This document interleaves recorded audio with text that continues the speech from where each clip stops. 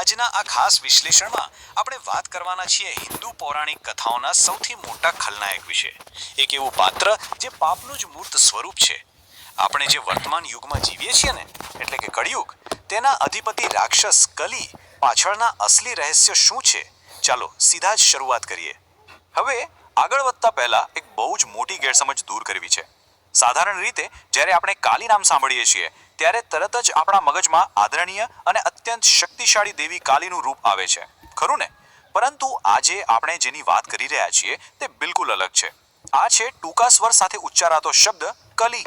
આ એક અત્યંત અશુભ કાળા મેષ જેવો ભયાનક રાક્ષસ છે જે આપણા આ વર્તમાન યુગ પર રાજ કરે છે. તો આ બે વચ્ચે કન્ફ્યુઝ ન થતા હો. આખી ચર્ચાને આપણે 5 રસપ્રદ ભાગમાં વહેંચીશું.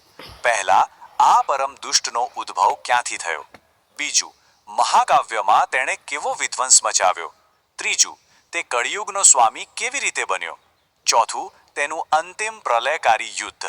અને છેલ્લે, આધુનિક સમયના પ્રચારમાં આ પૌરાણિક કથાનો ઉપયોગ કેવી રીતે થયો? તો ચાલો શરૂ કરીએ ભાગ 1 થી, પરમ દુષ્ટનો ઉદ્ભવ. તમને કદાચ થતું હશે કે આ નામનો અર્થ શું થાય? તો જુઓ, ભાષાશાસ્ત્રની દૃષ્ટિએ કલી શબ્દ મૂળ સંસ્કૃત શબ્દ કદ પરથી આવ્યો છે. હવે આ કદનો અર્થ બહુ જ રસપ્રદ છે. પીડા આપવી, નુકસાન પહોંચાડવું, ડરાવવું અથવા તો ભ્રમિત કરવું. એટલે વિચારો, તેનું નામ જ તેના અસ્તિત્વને વ્યાખ્યાયિત કરે છે.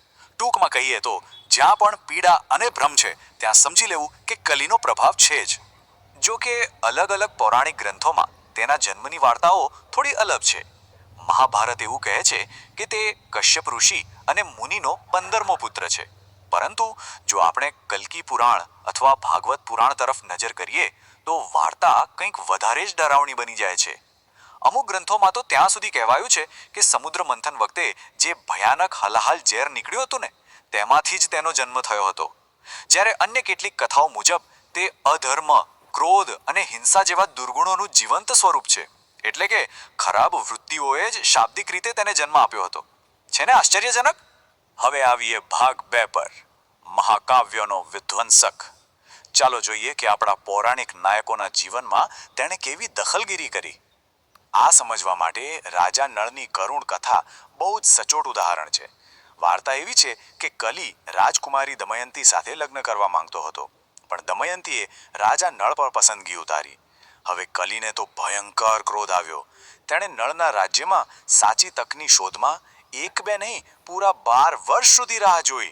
વિચારો, તેનો બદલો લેવાનો ઈરાદો કેટલો મજબૂત હશે. એક દિવસ નળ પ્રાર્થના કરતા પહેલા પોતાના પગ ધોવાનું ભૂલી ગયા. બસ આ નાનકડી અશુદ્ધિનો લાભ લઈને કલી સીધો તેમના આત્મામાં ઘૂસી ગયો. પછી શું? તેણે રાજા પાસે જુગાર રમાડીને આખું રાજ્ય છીનવી લીધું અને તેમને વનવાસ મોકલી દીધા. છેવટે નાગ કરકોટકના ડંખ અને રાજા ઋતુપર્ણના માર્ગદર્શનથી માંડ નળ કલીના પ્રભાવમાંથી મુક્ત થયા અને તેણે કલીના આત્માને વિભીતક વૃક્ષમાં કેદ કરી લીધો. પણ કલીની વાર્તા અહીં પૂરી નથી થતી. મહાભારતનું યુદ્ધ તો તમને યાદ જ હશે. તેમાં મુખ્ય ખલનાયક દુર્યોધનને તો કલીનો જ અવતાર માનવામાં આવે છે. તમને જાણીને નવાઈ લાગશે કે સ્ત્રોતો એવું કહે છે કે જ્યારે દુર્યોધનનો જન્મ થયો ને, ત્યારે તેણે માણસની જેમ રડવાને બદલે ગધેડા જેવી ભયાનક ચીસ પાડી હતી અને બહાર ઉભેલા ગધેડાઓએ તેનો વળતો જવાબ પણ આપ્યો હતો. આ બહુ મોટો અપશુકન હતો, પણ ધૃતરાષ્ટ્રના અંધ પ્રેમે તેને બચાવી લીધો અને આમ મહાભારતના મહાયુદ્ધના બીજ રોપાઈ ગયા. અહીંથી આપણે પ્રવેશીશું ભાગ 3માં, કળિયુગનો સ્વામી, એટલે કે આજના વર્તમાન યુગ પર તેનું શાસન. તો કળિયુગની શરૂઆતમાં ખરેખર શું થયું?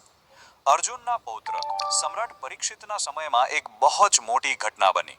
રાજા પરીક્ષિતે જોયું કે એક વ્યક્તિ શુદ્રનો વેશ ધારણ કરીને ગાય અને બળદને બેરહેમીથી મારી રહ્યો છે.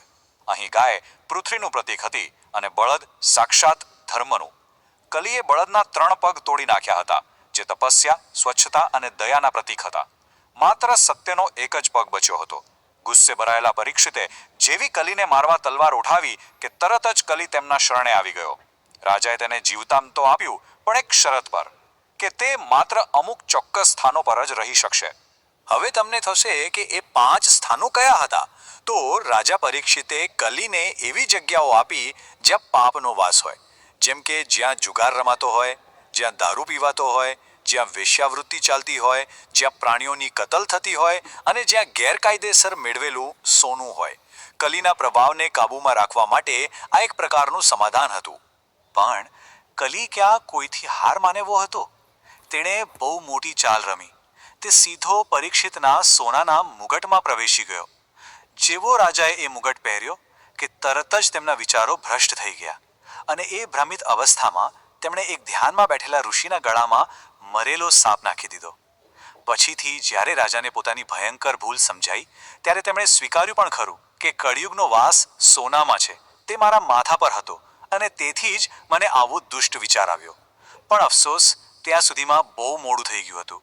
ઋષિના પુત્રના શ્રાપને કારણે રાજા પરીક્ષિતનું મૃત્યુ થયું અને બસ ત્યારથી જ કલીનો પ્રભાવ આખી દુનિયામાં દાવાનળની જેમ ફેલાવા લાગ્યો. જેની શરૂઆત થઈ છે તેનો અંત પણ નિશ્ચિત જ છે. ભાગ 4. અંતિમ પ્રલયકારી યુદ્ધ. કલ્કી પુરાણ અનુસાર જ્યારે આ દુનિયામાં ધર્મનું સંપૂર્ણ પતન થઈ જશે અને લોકો ભગવાનનું નામ જ ભૂલી જશે ને, ત્યારે ભગવાન વિષ્ણુનો 10મો અને અંતિમ અવતાર કલ્કી પૃથ્વી પર આવશે. અને તેમનો એકમાત્ર ઉદ્દેશ્ય શું હશે? આખા બ્રહ્માંડને કલીના આ કાળા અંધકારમાંથી કાયમ માટે મુક્ત કરવાનો. જરા એ અંતિમ યુદ્ધની કલ્પના કરો. એક તરફ કલ્કી હશે જેમની સાથે સાક્ષાત ધર્મ અને સત્યયુગના મૂર્ત સ્વરૂપો ઊભા છે, અને બીજી તરફ પેલો ભયાનક કલી જેની સાથે અત્યંત શક્તિશાળી અને કાળી વિદ્યામાં માહેર એવા તેના જોડિયા સેનાપતિઓ કોકા અને વિકોકા છે. આ કોઈ નાનું સૂનું યુદ્ધ નથી હો, આ તો આખો યુગ બદલવા માટેનો એક ભયંકર મહાસંગ્રામ હશે. તો આ નિર્ણાયક યુદ્ધનું પરિણામ શું આવે છે? અલબત્ત કલીની બહુ જ બુંડી હાર થાય છે. તે લોહીલુહાણ થઈ જાય છે, તેનો ગધેડાવાળો રથ તૂટી પડે છે અને તેનો ઘોડના ચિહ્નવાળો ઝંડો પણ રણ મેદાનમાં કચડાઈ જાય છે. પણ સાંભળો, અહીં એક બહુ મોટું રહસ્ય છે. કલી તરત મરી નથી જતો. તે પોતાની રાજધાની વિશાસમાં ભાગી જાય છે અને પોતાના અવ્યક્ત વર્ષોમાં પ્રવેશી જાય છે. એવી અવસ્થા જ્યાં સમય અને અસ્તિત્વનો કોઈ જ અર્થ નથી રહેતો. અને હવે આપણા અંતિમ પડાવ તરફ આગળ વધીએ. ભાગ 5. આધુનિક પ્રચારમાં પૌરાણિક કથાઓનો ઉપયોગ. આપણને કદાચ લાગે કે આ બધી તો માત્ર પુરાણોની વાતો છે, પણ ઇતિહાસ કંઈક અલગ જ કહે છે. બ્રિટિશ શાસન દરમિયાન ભારતમાં કેટલાક ગંભીર કોમી રમખાણો થયા હતા, જેમ કે 1893માં આઝમગઢ, 1912માં અયોધ્યા અને 1917માં શાહાબાદ ખાતે ગૌ હત્યાના મુદ્દે ગંભીર હિંસા થઈ હતી. આ ઐતિહાસિક તથ્યો એ સમયના અત્યંત તંગ વાતાવરણને સમજવા માટે બહુ જરૂરી છે. હવે બન્યું એવું કે આ તંગ વાતાવરણની વચ્ચે ગૌરક્ષા સભાઓ દ્વારા કેટલીક પત્રિકાઓ વહેંચવામાં આવી. આ પત્રિકાઓમાં રાક્ષસ કલીને એક પવિત્ર ગાય પર તલવાર ઉગામતો બતાવવામાં આવ્યો. સ્ત્રોતો નોંધે છે કે તે સમયે લોકોએ અને ખુદ બ્રિટિશ અધિકારીઓએ પણ એવું અર્થઘટન કર્યું કે આ ચિત્રોમાં કલીને મુસ્લિમ સમુદાયના પ્રતીક તરીકે રજૂ કરવામાં આવ્યો છે.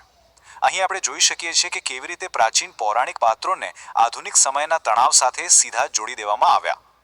આ પત્રિકાઓમાં કલીના પાત્રનો એક સાધન તરીકે ઉપયોગ થયો હતો, જેમાં એવા સૂત્રો લખાયા હતા કે હે મનુષ્યો, કળિયુગના માંસાહારી જીવોને જુઓ. આ દર્શાવે છે કે રાજકીય અને ધાર્મિક ફરિયાદોને લોકો સુધી પહોંચાડવા માટે કળિયુગના ખ્યાલનો સમાજમાં કેટલો પ્રભાવશાળી ઉપયોગ થતો હતો. વાત એટલી હદે વણસી ગઈ કે વર્ષ 1915માં જ્યારે રવિ વર્મા પ્રેસ દ્વારા આ જ ચિત્રોનું રંગીન સંસ્કરણ બહાર પાડવામાં આવ્યું, ત્યારે બ્રિટિશ સેન્સર્સની નજર એના પર પડી અને અંતે આવા ઉશ્કેરણીજનક પ્રકાશનો પર સખત સેન્સરશિપ લાદવામાં આવી. આ એક બહુ જ રસપ્રદ ઘટના હતી જ્યાં પૌરાણિક કથા અને વાસ્તવિક દુનિયાના કાયદા વચ્ચે સીધી ટક્કર થઈ હતી. તો હવે એક છેલ્લો અને સૌથી મોટો પ્રશ્ન. જેમ આપણે જોયું કે કલ્કી પુરાણ મુજબ યુદ્ધના અંતે કલી પોતાના અવ્યક્ત વર્ષોમાં છટકી જાય છે, તો શું કલી ખરેખર ક્યારે મૃત્યુ પામે છે ખરો? કે પછી સમયના ચક્રમાંથી બચીને તે આવનારા નવા યુગમાં ભ્રષ્ટાચાર અને પાપની આખી રમત ફરીથી શરૂ કરવા માટે જીતો રહે છે? હિન્દુ પૌરાણિક કથાઓમાં સમય ચક્રીય છે, તો શું માનવીય દુર્ગુણો પણ કાયમ માટે ચક્રીય જ છે? આ ઊંડા વિચાર સાથે જ આપણે આજના આ એક્સપ્લેનરને અહીં વિરામ આપીએ છીએ. આશા છે કે કલી વિશેની આ માહિતીએ તમને પાપ અને દુષ્ટતાના મૂળ વિશે વિચારતા ચોક્કસ કરી દીધા હશે. આ ચર્ચામાં જોડાવા બદલ આપ સૌનો આભાર.